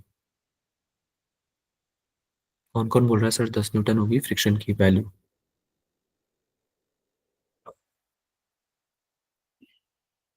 3 4 बच्चे बस। तो कौन कौन बोल रहा है नहीं होगी सर? कौन बोल रहा है नहीं होगी? बाकियों को कोई जवाब नहीं देना? हाथ ऊपर करने में भी दिक्कत आ रही है? बेटा निकल जाओ ना क्लास से, मेरे को नहीं पढ़ाना तुम लोगों को। अगर आपके पास कोई जवाब नहीं है ना कोई सवाल है, तो आप लोगों को कोई क्लास में काम नहीं है, निकल जाओ। जो करना है करो, कोई दिक्कत नहीं मुझे। तुम्हारे पास न सवाल है न जवाब है, मैं तुम्हें कुछ क्वेश्चन के आंसर दे रहे ना कुछ पूछना है, तो क्या करना है क्लास में? क्यों टाइम पास कर रहे हो? 10 बज रही है रात की, सो जाओ जाके। कमाल है यार। अगर क्वेश्चन समझ में नहीं आया तो भी पूछना चाहिए ना आपको। अगर मान लो इन केस क्वेश्चन समझ में नहीं आया किसी को, तो आप पूछ लो बेटा, मैंने कभी मना किया है आप लोगों से कोई भी डाउट बताने से? No sir. शिखा, क्या रीजन है? सर इसमें तो हम मतलब 5 न्यूटन से अगर थोड़ी भी ज्यादा फोर्स लगाएंगे तो फिर भी वो मोशन तो स्टॉप हो ही जाएगा, तो मैक्सिमम फ्रिक्शन लगाने की क्या जरूरत है? हम्म, एक बात सही बोली, एक बात गलत। सही ये बोली है मेन बात, कि 5 न्यूटन से ज्यादा फोर्स लगाने की क्या जरूरत है ना? मैक्सिमम लगाने की क्या जरूरत है, सॉरी, ये बोला ना आपने। हाँ भाई, तो जो आंसर है वो ये है कि नहीं होगी। It will not be 10 Newton. Static friction की वैल्यू 10 न्यूटन नहीं होगी इस क्वेश्चन में। द रीजन इज, अगर आपका, देखो उसको समझो ना, बेसिक बेसिक तरीके से समझो। ठीक है, कहाँ पे समझाऊं, या समझाता हूं। कोई भी ऑब्जेक्ट है, बेसिक फिजिक्स जो तुम्हें आती है, इस डायरेक्शन में लग रहा है एफ, इस डायरेक्शन में लग रहा है F1, और इसमें लग रहा है F2। अगर F1 छोटा है F2 से, अगर F1 छोटा है F2 से, तो क्या ये इसको राइट में मूव करा देगा क्या? No sir. नहीं करा पाएगा, है ना? अगर F1 इक्वल टू है F2 के, तो क्या ये रेस्ट में रहेगा क्या? Yes sir. Yes sir. Yes sir. ठीक है। और तुम्हारा जो फ्रिक्शन है उसका पर्पस यही तो है कि वो मूव नहीं करने दे, है ना, रिलेटिव मोशन नहीं होने दे।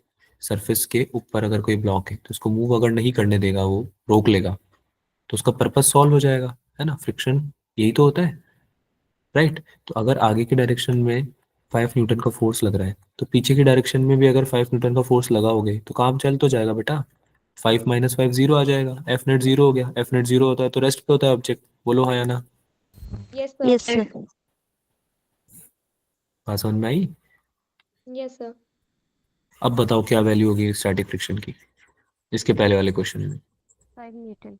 जो क्या होगी भाई, सब लोग बताओ। 5 न्यूटन। 5 न्यूटन। न्यूटन। बहुत बढ़िया। आंसर वुड बी, ये नहीं होगा, आंसर क्या होगा? 5 न्यूटन। ठीक है, 5 न्यूटन। तो इसलिए हमने बोला है कि सेल्फ एडजस्टिंग फोर्स होता है। क्या होता है भाई? Self adjusting. Self adjusting force, है ना? फोर्स। कर, बताओ, करा नहीं करा उसने एडजस्ट खुद को? Yes sir. करा ना यस adjust, सर। है ना? मैक्सिमम वैल्यू उसकी 10 न्यूटन थी, लेकिन फिर भी उसने खुद को यूज केवल 5 न्यूटन तक ही करा, क्योंकि उतनी रिक्वायरमेंट थी, है ना? उससे ज्यादा रिक्वायरमेंट ही नहीं थी। उससे ज्यादा रिक्वायरमेंट होती तो यूज कर लेता हूँ, लेकिन कहाँ तक कर पाता, कहाँ तक कर पाता? यस 10 न्यूटन तक। दस सर। न्यूटन के ऊपर अगर 11 न्यूटन भी लग जाता तो बॉड आपका ऑब्जेक्ट मूव कर जाता, राइट? ठीक है, यस सर। है ना? अच्छा, सेम तरीके से काइनेटिक फ्रिक्शन होता है म्यू के इनटू एन। इसमें बस जो कोफिशिएंट होता है वो होता है काइनेटिक फ्रिक्शन का कोफिशिएंट, राइट? फ्रिक्शन का जो कोफिशिएंट होता है वो बदल जाता है, बदल जाता है ना? तो अगर आप ग्राफ भी बनाओगे इसका, तो कैसे बनाओगे भाई? कि जीरो से स्टार्ट हुआ स्टैटिक फ्रिक्शन। जीरो कब? जब कोई फोर्स ही नहीं लग रहा, है ना?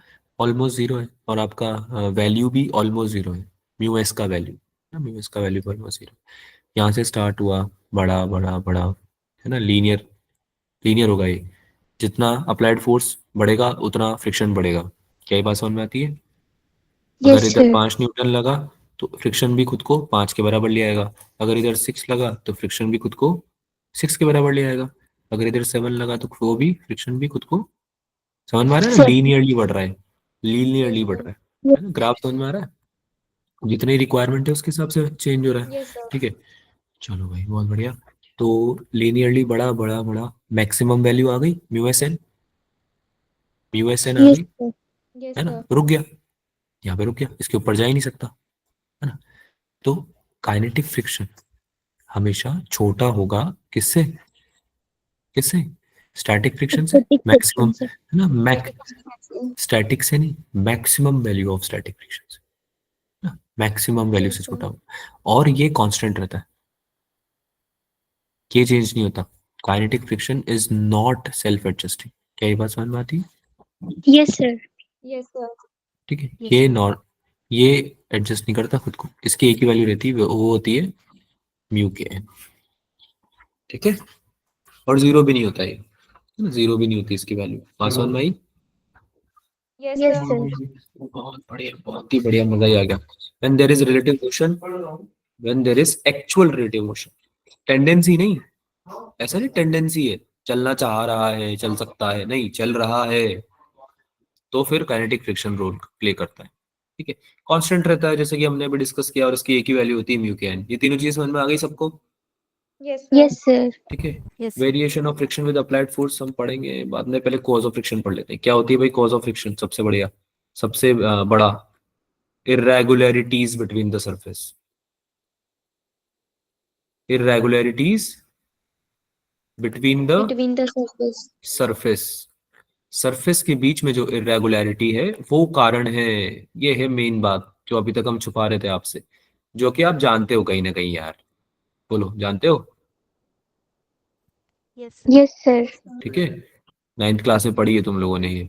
ठीक है, तो ये हो गया आपका ऑब्जेक्ट। ये जो ब्लॉक रख रहे थे ना अभी तक तुम ऊपर, ये तुम ब्लॉक रख रहे थे ना ऊपर, Yes, sir. वो एक्चुअली में ऐसा दिख रहा है, माइक्रोस्कोपिक व्यू बोलेंगे इसको। क्या बोलेंगे? Microscopic. Microscopic view. यानी कि अगर तुमने माइक्रोवेव बोल रहा हूँ सॉरी, माइक्रोस्कोप से देखा तो ऐसा दिखेगा ये, है ना, इरेगुलरिटीज दिखेंगी। वैसे तो स्मूथ लगेगा बढ़िया, अरे वैसे तो स्मूथ दिखेगा ना बेटा, कोई Yes, sir. Object, Yes, sir. Yes sir sharp object है नहीं मेरे पास। ठीक है, जैसे कि ये बॉक्स है, अब इस बॉक्स में तुम देखोगे दूर से इसको, ठीक है, तो तुम्हें ऐसा दिखेगा स्मूथ है बिल्कुल, है ना, Yes, बुक sir. तुम्हारी Yes, कॉपी sir. नोटबुक वगैरह स्मूथ दिखेगी बिल्कुल। लेकिन जब इसको माइक्रोस्कोप से देखेंगे तो इसमें ऐसे खड्डे दिखेंगे, है ना, crest and troughs, crest and troughs बोलते हैं इनको। Yes, sir. ठीक है, यस या sir hills and valleys, hills and valleys भी बोल सकते हो। हिल्स एंड वैलीज का मतलब, इन सब बातों का मतलब यही है कि कुछ कुछ तो पार्ट ऊपर है हिल की तरह, है ना, और कुछ पार्ट नीचे है वैली की तरह। ये समझ में आई बात? Yes, Yes, sir. sir. Yes sir तो वर्ड आप कुछ भी यूज करो, क्रेस्ट एंड ट्रफ्स यूज कर लो, हिल एंड वैलीज यूज कर लो, उससे कोई फर्क नहीं पड़ता। अच्छा, सेम तरीके से ब्लॉक जिस सरफेस के ऊपर रखा हुआ है वो भी ऐसे ही है क्या? खुरदुरा सा यस सर इरेगुलरिटी वाला, है ना, वो भी Yes, ऐसे है sir. जब उसको माइक्रोस्कोपिक व्यू से देखोगे, है ना। तो जब आपका ऑब्जेक्ट रखा होगा, जब आपका ऑब्जेक्ट रखा होगा किसी सरफेस पे, है ना, किसी सरफेस पे, तो उनके बीच में जो इरेगुलरिटी है, उनके बीच में जो इरेगुलरिटी है, उनके बीच में एक बॉन्ड सा बन जाता है, केमिकल बॉन्ड्स बन जाते हैं। क्या बन जाते हैं भाई? केमिकल बॉन्ड्स, है ना, या फिर इंटरलॉकिंग। क्या हो जाती है? Interlocking. इंटरलॉकिंग इंटरलॉकिंग, है ना, एक तरह से फंस जाते हैं वो, है ना, ऐसे फंस जाते हैं। जैसे दो सरफेस है, इसमें भी इरेगुलरिटी है इसमें भी इरेगुलरिटी है, तो अगर इसके ऊपर ये रखा हुआ है या चल रहा है, तो हो सकता है ना कि इसकी इरेगुलरिटी और इसकी इरेगुलरिटी फंस जाए एक साथ, है ना, उनके बीच में बॉन्ड बन जाए। बात समझ में आ रही है? अरे Yes, sir. मॉलिक्यूलर लेवल पे देखोगे तो कुछ ना कुछ तो बनेगा ना उनके बीच में, कुछ इंटरेक्शन होगा, है ना, तो कुछ ना कुछ बॉन्ड बन सकता है, केमिकल बॉन्ड बन सकता है, या इंटरलॉकिंग हो सकती है, जिस तरह से भी आप समझना चाहो, है ना। आइदर Yes, केस में, आइदर केस में वो नहीं चाहेगा कि वो दूसरा जो ऑब्जेक्ट है वो मूव कर दे उसके ऊपर से। समझ में आ रही है क्या बोल रहा हूँ? है ना, sir. इंटरलॉकिंग हो जाएगी, इरेगुलरिटीज के बीच में इंटरलॉकिंग हो जाएगी, है ना। तो जो ये इंटरलॉकिंग है, यही क्या रीजन होता है? यही कॉज होता है फ्रिक्शन का। बात समझ में आती है? ठीक है, क्योंकि Yes, आपको इसको sir. ब्रेक करना पड़ेगा, आपको इस इंटरलॉकिंग को ब्रेक करना पड़ेगा, है ना।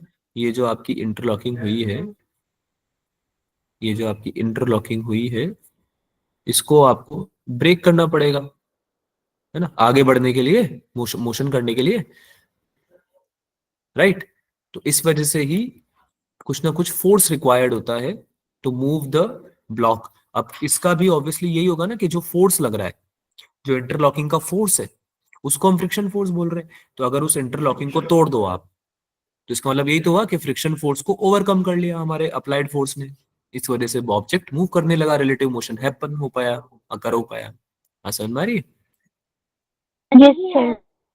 ठीक है, ये बात क्लियर है सबको? Yes, ठीक है, sir. Yes, sir. चलो बहुत बढ़िया। Variation of friction with applied force की बात कर लेते हैं। यानी कि फ्रिक्शन और अप्लाइड फोर्स के बीच में जो वेरिएशन है वो कैसे होगा। तो अभी हम देख चुके हैं maximum value of static friction होती है म्यू एस एन, है ना, और म्यू के एन होती है काइनेटिक फ्रिक्शन। ये तो शायद मैंने डिस्कस कर लिया है पहले भी। हाँ, ये हो तो गया है, यही है variation of force with kinetic friction. ठीक है, इसको मैं दोबारा बना देता हूँ। तुम्हारा ये हो गया फ्रिक्शन और ये हो गया अप्लाइड फोर्स। ठीक है, तो ये कुछ ऐसा ग्राफ बनेगा। ये हो गया आपका मैक्सिमम वैल्यू और यहाँ से ड्रॉप होके ये हो जाता है कुछ काइनेटिक फ्रिक्शन की वैल्यू। ये हो गया एफ एस, ये हो गया एफ के। ठीक है, और ये हो गया म्यू एस एन। ठीक है, यही आपका वेरिएशन है। एक सवाल कर लो यार, क्या बोलते हो, या जाना है तुम्हें, जल्दी हो रही है जाने की? बोलो, सवाल करोगे जाओगे? एक ही कराऊंगा, only one. Yes, sir. Yes ठीक सर। है, ओनली वन। ठीक है, एक बेसिक फॉर्मूला वाला फॉर्मूला बेस्ड क्वेश्चन कर लेते हैं ना यार। ठीक है, तो एक 3 kg का ब्लॉक है, एक 3 kg का ब्लॉक है जो रखा हुआ है आपके सरफेस पे। ठीक है, इस पे कुछ फोर्स लगा दिया मैंने। ठीक है, कुछ फोर्स लगा दिया मैंने इस पे, एफ एफ फोर्स लगा दिया। ठीक है, आपको बताना है जो स्टैटिक फ्रिक्शन है और जो काइनेटिक फ्रिक्शन है उसकी वैल्यू इस पे म्यू एस और म्यू के मैं आपको दे देता हूँ। म्यू एस की वैल्यू है 0.2 और म्यू के की वैल्यू कितनी हो सकती है? म्यू के की वैल्यू 0.3 हो सकती है क्या? No sir. Yes, sir. नहीं, क्लास में ध्यान दो बेटा, थोड़ी देर पहले बताया है, देखो ध्यान से। म्यू एस बड़ा होगा म्यू के से, Yes, sir. है ना। और इसको ऐसे भी समझ सकते हो ना, ये क्या है, कोफिशिएंट ऑफ फ्रिक्शन है। कोफिशिएंट ऑफ फ्रिक्शन है ना, यानी कि ऑब्वियसली सरफेस पे डिपेंड करने वाला है। किस पे डिपेंड करेगा ये? Yes, sir. Sir surface Surface पे पर. डिपेंड करेगा। तो अगर जब ऑब्जेक्ट रखा हुआ है तब ज्यादा स्ट्रॉन्ग बॉन्ड बन सकता है, इंटरलॉकिंग तब ज्यादा बेटर होगी, या फिर कोई बॉडी कंटिन्यूसली मूव कर रही है किसी सरफेस से तब ज्यादा अच्छी इंटरलॉकिंग होगी? टेस्ट पे। इस इस केस में होगी ना, Yes, sir. Yes sir. है ना। समझ में आ रहा है आपको? समझ में आ रहा है क्या रीजन है? Yes, sir. रीजनिंग समझ में आ रही है इसके बीच की? ठीक है, तो इसका ध्यान रखा करो। क्वेश्चन वाला खुद से तो गलत नहीं देगा ऑब्वियसली, बट अगर कभी यूज आ गया तो तुम्हें ये चीज समझ में आनी चाहिए। तो ये म्यू के की वैल्यू आपको हम दे देते हैं 0.18। हाँ भाई, अब बताओ कुछ और रिक्वायर्ड है क्या इसमें? ठीक है, इसमें आपको रिक्वायर्ड है फोर्स। अगर आपको फ्रिक्शन निकालना है तो आपको फोर्स देना पड़ेगा। ठीक है, तो मैं आपको दे देता हूँ। जो आपका अप्लाइड फोर्स है वो वैरी कर रहा है। अप्लाइड फोर्स है ना एफ, अप्लाइड फोर्स है ना एफ, जो मैंने दे रखा है फॉर्मूला क्वेश्चन में, वो 0 से 10 न्यूटन तक जा सकता है। क्या ये बात समझ में आई आपको? क्वेश्चन समझ में आया बच्चों? 0 से 10 न्यूटन तक जा सकता है, यानी 0 न्यूटन भी लगाऊंगा मैं और 1 2 3 4 से लेकर 10 न्यूटन तक फोर्स लगाऊंगा। आपको क्या बताना है? आपको बताना है स्टैटिक फ्रिक्शन की वैल्यू। आपको बताना है क्या, अगर ये मूव कर जा रहा है तो फिर काइनेटिक फ्रिक्शन की वैल्यू भी बतानी है। अगर मूव नहीं कर रहा तो फिर एफ के की वैल्यू 0 बता देना कि सर काइनेटिक फ्रिक्शन की वैल्यू 0 है। ये मूव ही नहीं कर रहा। ठीक है, काइनेटिक फ्रिक्शन लगेगा ही नहीं अगर मूव नहीं करेगा तो, राइट? Yes, sir. बताओ बताओ जल्दी बताओ।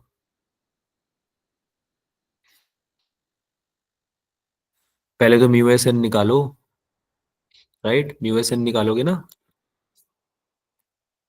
चेक करने के लिए? Yes sir. चलो एक काम करो, मैं डिस्कस कर लेता हूँ, टाइम हो गया है वैसे भी काफी। इधर देख लो, तुम ही देख लो। तो ऐसे क्वेश्चन जब आते हैं ना फ्रिक्शन के, तो उसको सॉल्व कैसे करते हैं? सबसे पहले स्टेप 1 होता है check for mu S N, check for,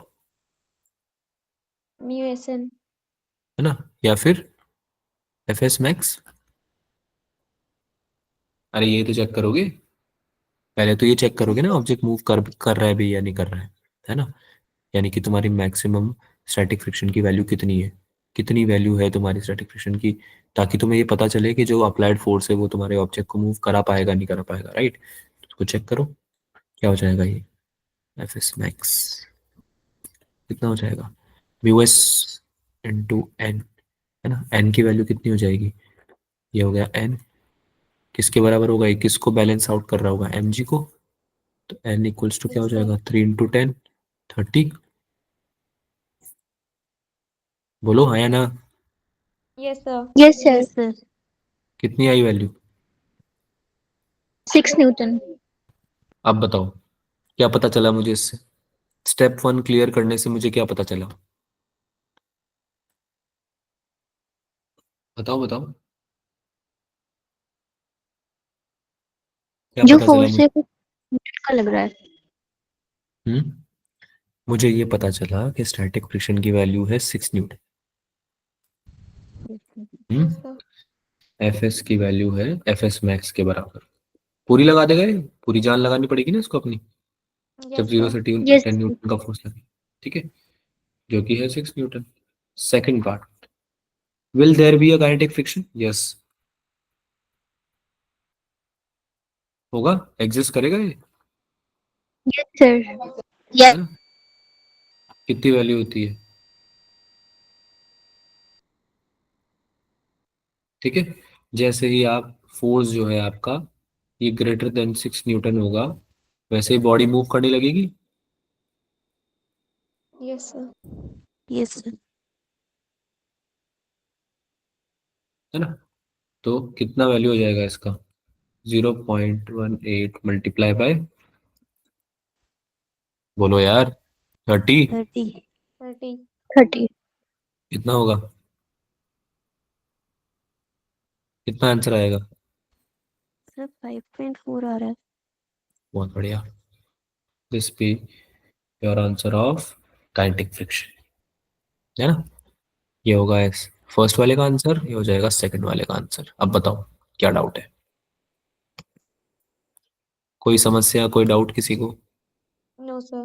no sir. समझ नो सर। समझ में आया, समझ में आया, बेसिक कॉन्सेप्ट समझ में यस आया सर। फ्रिक्शन का, Sir. ठीक है। अब यस सर। देखो बेसिक चीजें में समझ में आ गई है, बेसिक जो चीज़ थी जो इम्पोर्टेंट है, अब हम सवाल कर सकते हैं इसमें, ठीक है। तो अगली क्लास में इसके कुछ क्वेश्चंस करेंगे और नया चैप्टर पे चालू करेंगे, ठीक है बच्चों। Yes okay sir. चलो भाई आज के लिए इतना रखते हैं, थक गए होंगे तुम लोग भी, कुछ क्वेश्चन कर लेना इसके, नेक्स्ट क्लास में ओवर हो जाएगा ये एनएलएम और फ्रिक्शन, ठीक है। And will start with new topic जो भी मैंने बताया था, ठीक है, जो भी मैंने बताया था वो स्टार्ट कर लेंगे। Bye bye everyone, DPP and bye sir. Bye, sir. PY Qs कर लेना, ठीक है, ओके, बाय सर। बाय बेटा।